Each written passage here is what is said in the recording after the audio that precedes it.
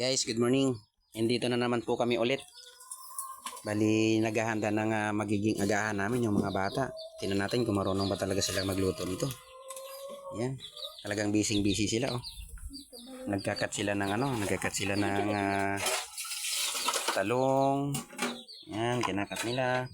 Talagang yan.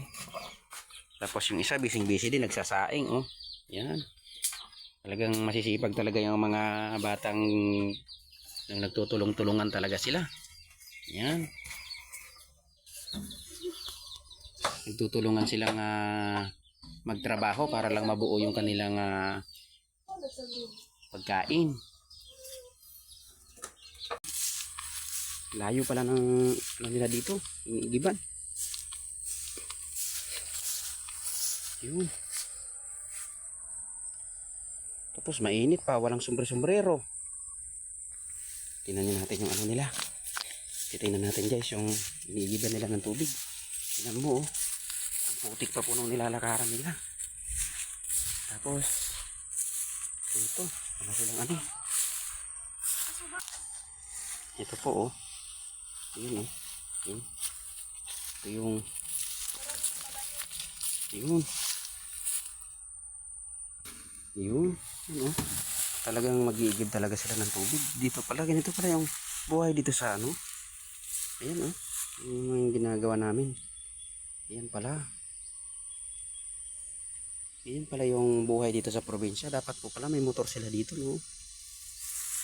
Guys, sana matulungan natin sila, guys, na magkaroon sila ng motor sa tubig. Ayan, oh. Kasi nahihirapan silang ganito, tingnan nyo yan. Napakadelikado po, diba? Mamaya mahulog sila dyan sa hukay, yung bubon nila, yung balon nila. Yun. Mahirap pala.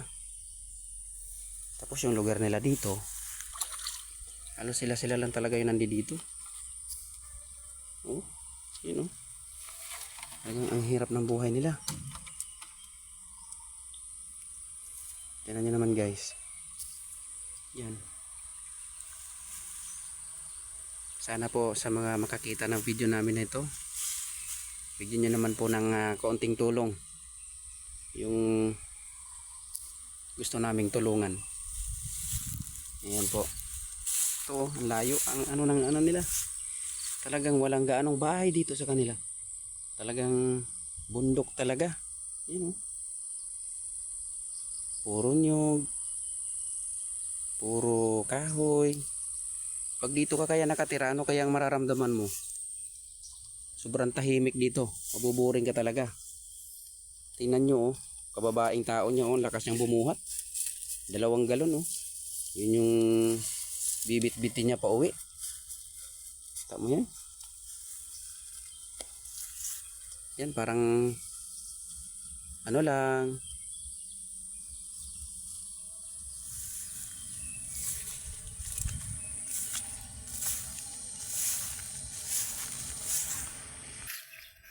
Yan na nga, at yan, malapit na sa bahay nila.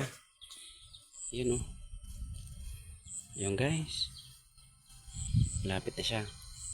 Yun yung gagamitin nila panluto ng yung mga niluluto doon, panghugas. Yan, panghugas nila sa mga plato. Saka hindi lang po yan guys, ito, oh. May mga manok din pala sila ditong alaga. Ayan, oh. Oh. Oh, wow. Ito yung mga native na manok talaga. Oh, yun. Oh, gaganda talaga ng mga manok nila dito, oh. So, sa lugar na to parang mo talaga na maliwalas yung pakiramdam mo dito. Malapit ka sa ilog. Tapos, medyo mga sa paligid mo maraming kahoy. Yan. Maliwalas talaga yung pakiramdam mo dito guys.